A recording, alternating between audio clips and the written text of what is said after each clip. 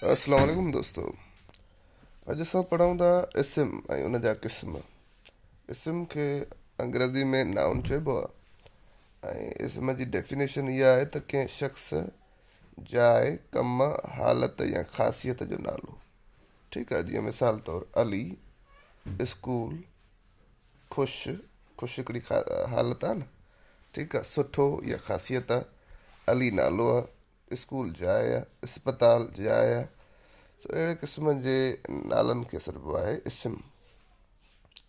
इस्म जा वरी चंद क़िस्म आहिनि, अचो त पढ़ूं। इस्म ज़ात, पहिरियों क़िस्म आहे इस्म ज़ात। अहिड़ियूं शयूं जिन खे महसूसु करे सघिजे पर उन्हनि खे वजूद न हुजे, जिस्मानी, यानी उन्हनि खे टच न करे सघिजे।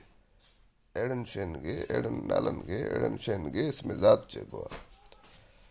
मिसाल तौरु अल्लाह पाक, खुशबू, क़िस्मत वग़ैरह, ये सभु छा आहिनि? इस्म ज़ात आहिनि।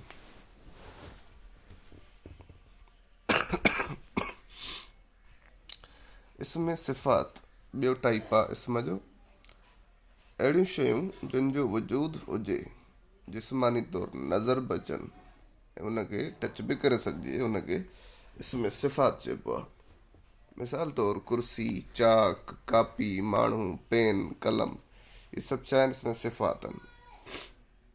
इस्म सिफ़ात जा वरी ॿ अंदरि ॿिया क़िस्म थींदा आहिनि, माना क़िस्म जा बि क़िस्म।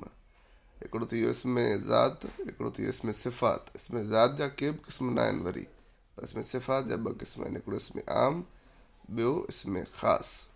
इस्म आम खे अंग्रेज़ी में कॉमन नाउन सॾिबो आहे। अहिड़ा इस्म या नाला जंहिंमें कंहिं बि जिन्स जी हिकु क़िस्म जी लातइदाद शयुनि खे छुई सघिजे। ठीकु आहे, माना छुई सघिजे, पर हे छा हूंदो आहे? नालो हूंदो आहे पर आम नालो हूंदो आहे, ख़ासि न हूंदो आहे। जीअं स्कूल आहे, सिपाही, शागिर्द। ठीकु आहे, हाणे स्कूल जा नाला अगरि अची वञनि त बाबा जीअं IBA स्कूल, त पोइ इहो इस्म आम न रहंदो, पर सिर्फ़ु स्कूल आहे त अलाए कहिड़ो स्कूल आहे, त इहो आम नालो आहे। सिपाही बि अलाए कहिड़ो सिपाही आहे, फ़ौज जो सिपाही आहे, पुलिस जो सिपाही आहे, अलाए छा जो आहे। सही आहे न, इहे इस्म आम चइबा। इस्म ख़ासि, अहिड़ो ख़ासि नालो जेको कंहिं शइ, जानदार या जाइ खे सुञाणण लाइ लिखियो वञे। मतिलबु हे बि हिकिड़ो इस्म आहे पर ही ख़ासि आहे। जीअं अगरि चवां ताजमहल, हाणे ताजमहल ख़ासि थी वियो। लाल मस्जिद, मस्जिदूं त खोड़ आहिनि, इहे इस्म आम थी वियूं, पर लाल मस्जिद चवां त इहा मस्जिद ख़ासि थी वई। क़ाइद आज़म हिकु ई आहे असांजो। ठीकु आहे, नोट, इस्म आम जी नंढड़ी सूरत खे इस्म तस्गीर चवंदा आहिनि। हाणे छा थींदो आहे त हिकिड़ो इस्म तस्गीर बि आहे।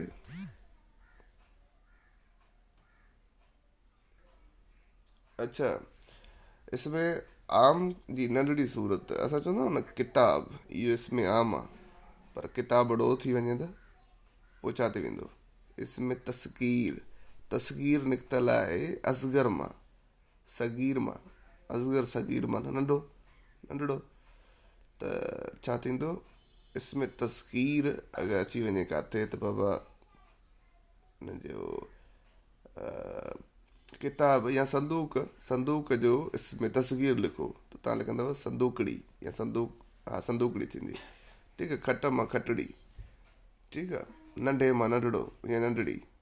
सो किताब मां किताबड़ो, दरिया मां दरियाहड़ो, घर मां घरड़ो। सो इहे सभु छा आहिनि? इहे इस्म तस्गीर आहिनि। इस्म तस्गीर छा मां ठहंदो आहे? इस्म आम मां ठहंदो आहे, इस्म ख़ासि मां न।